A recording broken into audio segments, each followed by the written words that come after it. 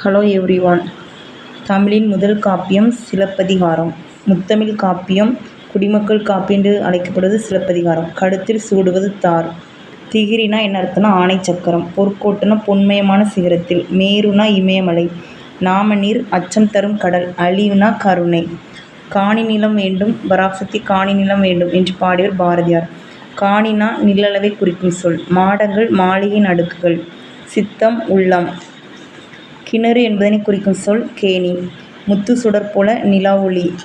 தூய நிறத்தில் மாடங்கள். சித்தம் மகிழ்ந்த தென்றல் இருக்குதுன்று பாரதியார் வர்ணிச்சிருக்கார். சிறகடிக்காமல் கடலையும் தாண்டி பறக்கும் பறவை கப்பல் பறவை. நாராய் நாராய் செங்கால் நாராய் என்று பாடியவர் சத்திமுத்த புலவர். தற்போது வெகுவாக அழிந்து வரும் பறவை இனம் சிட்டுக்குருவி. காக்கை குருவி எங்கள் சாதி என்று பாடியவர் பாரதியார். இந்தியாவின் பறவை மனிதர் டாக்டர் சலீம் அலி. சிட்டுக்குருவியின் வீழ்ச்சி என்பதை எழுதியவர் சலீம் அலி. மனிதன் இல்லாத உலகில் பறவைகள் வாழ முடியும், பறவைகள் இல்லாத உலகில் மனிதன் வாழ முடியாது என்று சொன்னவர் யாருன்னா டாக்டர் சலீம் அலி. அவர் யாருன்னா பறவையியல் ஆய்வாளர். பறவைகள் இடம்பெயர்தலை வலசை போதல் என்பர். பறவைகள் இடம்பெயர்தல் என்ன எது சொல்லுவாங்க? வலசை போதல். எதன் அடிப்படையாக இடம்பெயர்ந்துன்னா நிலவு, விண்மீன், புவியீர்ப்பு புலம், தட்பவெப்பநிலை மாற்றம் அதன் மூலமாக. சிறகடிக்காமல் கடலையும் தாண்டி பறக்கும் பறவை வந்து கப்பல் பறவை. அது தரை இறங்காமல் 400 கிலோமீட்டர் வரை பறக்குதான்.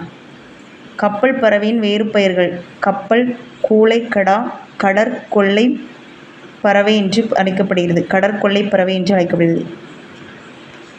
ஐரோப்பாவில் இருந்து தமிழகத்திற்கு செங்கால் நாரை வலசை வருகிறது. செங்கால் நாரை என்ற பறவை வந்து எந்த நாட்டிலேருந்து வருதுன்னா ஐரோப்பா நாட்டிலிருந்து. இமயமலை தொடரில் 4000 மீட்டர் உயரத்தில் சிட்டுக்குருவி வாழ்கின்றன. இமயமலை தொடரில் 4000 மீட்டர் உயரத்தில் சிட்டுக்குருவி வாழ்கின்றன. சிட்டுக்குருவியின் வாழ்நாள் காலம் 10 முதல் 13 ஆண்டுகள். இந்தியாவின் பறவை மனிதர் ஏற்கனவே பார்த்தோம், டாக்டர் சலீம் அலி. அவர் பறவையியல் ஆய்வாளர். தன் வாழ்க்கை வரலாற்று நூலுக்கு என்ன பெயரிட்டார்னா சிட்டுக்குருவின் வீழ்ச்சி. பறவை பற்றிய படிப்பு வந்து ஆர்னித்தாலஜி. உலக சிட்டுக்குருவிகள் நாள் வந்து மார்ச் 20. தட்ப வெப்பம் பிரிச்சனா தட்ப கூட்டல் வெப்பம். வேதி உரங்கள் வேதி கூட்டல் உரங்கள். தரை கூட்டல் இறங்கும் தரை இறங்கும் சேர்த்து எழுதுக. வழி கூட்டல் தடம் வழித்தடம் இத்து சேர்க்கணும். சிட்டுக்குருவி வாழ முடியாத பகுதி வந்து துருவ பகுதி. மிக நீண்ட தொலைவு பறக்கும் பறவை ஆர்டிக் காலா. பறவைகள் வலசை போவதை பற்றி பாடிய தமிழ் புலவர் யாருன்னா சத்திமுத்த புலவர்.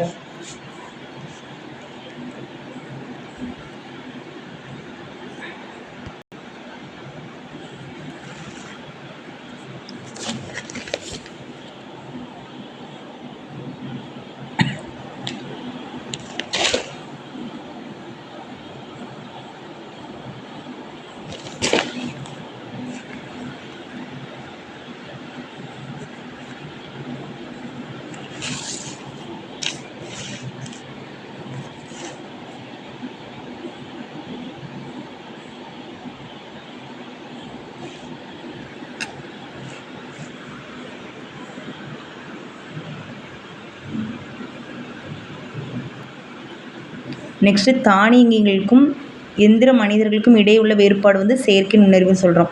உலக சதுரங்க வீரரை வெற்றி கொண்ட மீத்திரன் கணினியின் பெயர் என்னதுன்னா டீப் புளு. சோபியா ரோபோவுக்கு குடியுரிமை வழங்கிய நாடு வந்து சவுதி அரேபியா. ரோபோ என்ற சொல்லின் பொருள் வந்து அடிமை.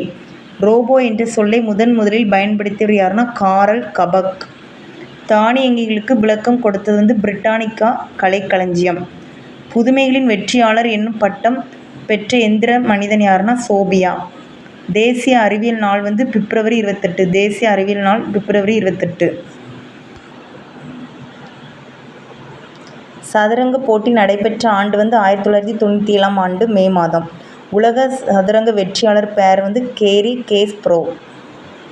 டீப் புளு மீத்திரன் உருவாக்கிய நிறுவனம் வந்து ஐபிஎம் தான் அந்த நிறுவனம் தான் டீப் புளு உருவாக்கியிருக்குது. சோபியா ரோபோவின் இன்னொரு பேர் வந்து புதுமைகளின் வெற்றியாளர். புதுமைகளின் வெற்றியாளர் என்று எந்த பட்டம் கொடுத்துச்சுன்னா ஐக்கிய சபை. சவுதி அரேபியாவில் உள்ள ஐக்கிய சபை தான் சோபியா என்ற ரோபோக்கு பட்டம் கொடுத்தது புதுமைகளின் வெற்றியாளர் என்று. மூதுரைனா மூத்தோர் கூறும் அறிவுரை.